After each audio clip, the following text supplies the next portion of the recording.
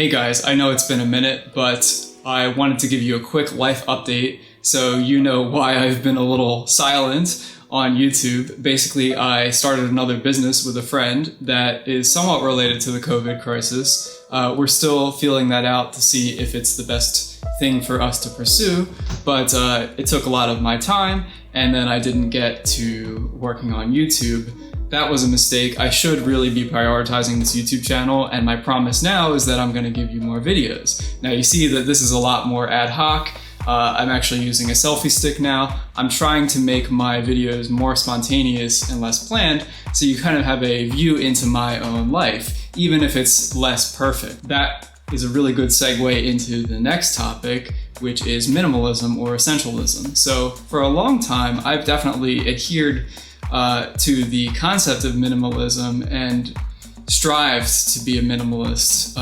Maybe not necessarily in all aspects of life, but certainly I like the idea of having less, doing more with less. And the thing is though, especially when you have a physical products company, you live in the same apartment for multiple years, you tend to accumulate a lot of stuff. And a lot of stuff is stuff that I haven't used for years, but I didn't want to throw it away because I feel that's wasteful and I should properly give it to somebody else or get it to somebody else, but it's just taking up space in the apartment that would be useful for something else. So now what I've realized is that with all of these tools that are available to us, I'm able to sell a lot of items that actually have value and get rid of things relatively easy with all these online tools. And I wanted to, before I get into that, talk about a concept that my friend Matt Manhattan told me about.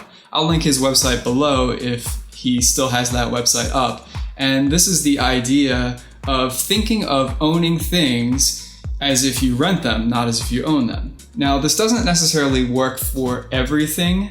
I don't think this concept works super well for clothing, but for things like your computer and I just got a new camera and these types of things, you can often sell things for a significant percentage of what you bought them for. If you buy these things used, you can often later sell them for like 90% of what you bought them for.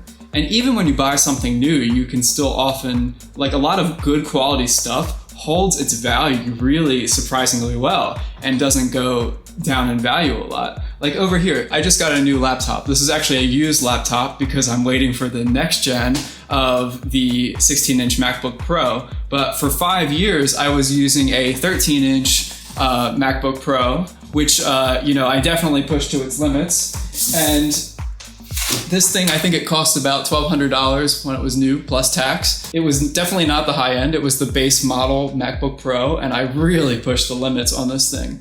But I kept this thing for 5 years, and it's still today, even though it's had things replaced on it. It's got blown speakers that I will fix, but it's still not, it's a little janky. The thing is still worth around $500. So it held its value relatively well over time.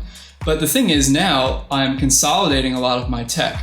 I had 2 cameras and now I'm just going to go to 1 camera. This is the new Sony ZV-1, which seems to check most of the boxes for me. It's not perfect, but it's definitely like the best single, compact, affordable-ish camera that you can get in one package. All right, enough of me blabbing about stuff. Let's get into my really messy apartment tour. And since I've got this giant light here behind me, I'm gonna have to move that, so bear with me a second. Right, so I should caveat that this is not a full apartment tour. I live in a 1-bedroom, 600 square foot apartment in Philadelphia. It's actually a pretty nice apartment for the price that we pay for it. But it's small. So it's got 1 bedroom, a living room, which is also my home office and has turned into my warehouse, and a kitchen and a bathroom.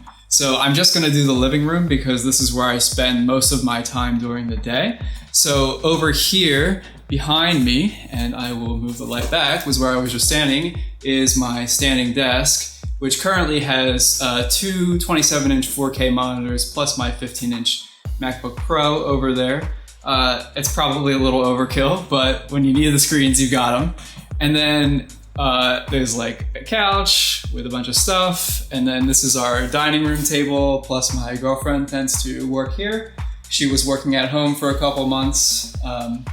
And then we've got storage over here. And this is really what I want to talk about today, is all these boxes. So like, why do I have so many freaking boxes in my living room? So a couple reasons. The first is that with my physical product company, Bedtime Bulb, we sell the product on Amazon.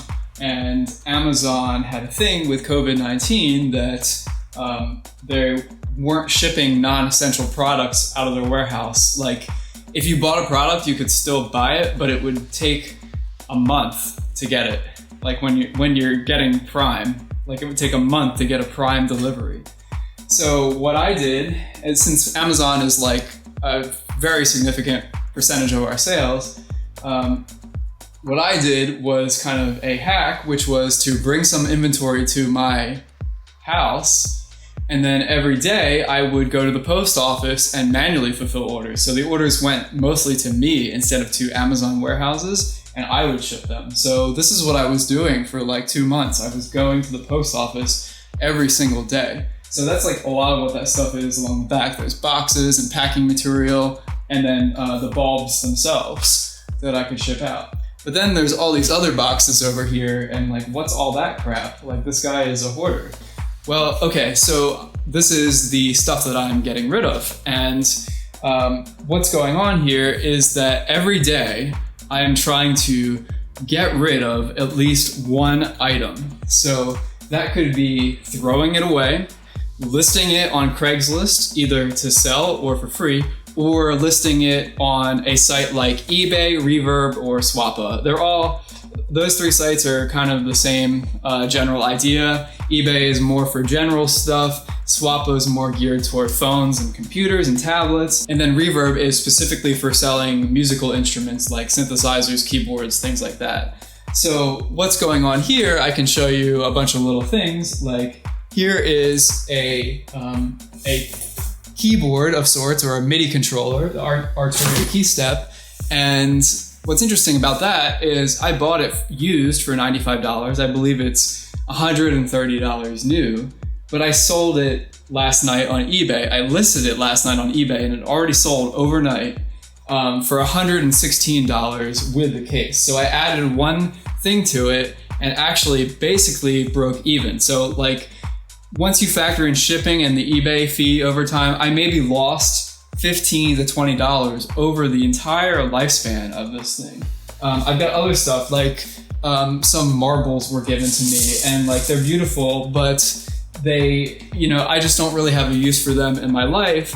I put those on Craigslist for free. Within one day, somebody reached out, oh, I'm a marble collector. So I'm working with him to come pick those up right now. I like the idea of not throwing things out that potentially have value to somebody, that are, as easy as giving them away, having them come pick them up, usually. So I've been selling a lot of stuff, and my concept behind doing this is every day I really want to try to get rid of at least one thing. So whether I list it on eBay, throw it away, or give it away, or list it to give away at least, maybe not every day something is actually going out, but every day I'm making an effort in toward minimizing. So right now, this living room looks like a freaking mess. But, the idea is that once I'm done with this, I'm actually going to have a lot less stuff, so the stuff doesn't get in the way for me. So making space for what's next is the title of this video. And, what I'm thinking about what's next is that we're probably going to move, and I'm probably going to leave Philadelphia. I've been here for 9 out of the last 10 years, and it's a great city, but I think I am on to something else. And honestly, I don't know where that would take me personally. Like, that could take me out to the West Coast. It could take me to New York City. I really want to move to London. So, maybe I should do that sooner rather than later. But the idea is that by getting rid of all of this stuff, I can make space for what's next. And this is just part of the process. So minimalism, when it's complete, or, when you're in the more advanced stages of minimalism, you already have like the nice looking place and very few things, but before you're there, it's actually a significant amount of work to get that. So I know we're getting a little long on this video now. I will come up with another video, hopefully next week, that gives you some more specifics on how to get rid of a lot of stuff and actually get money for a lot of the things that you own. You'd be surprised how much value a lot of the things that you own, or at least the things that I own, still hold in them that you can actually recoup, and then you can use that money to buy a better version of something or just keep that money for a rainy day. So thanks so much for watching, and I hope you have a great day.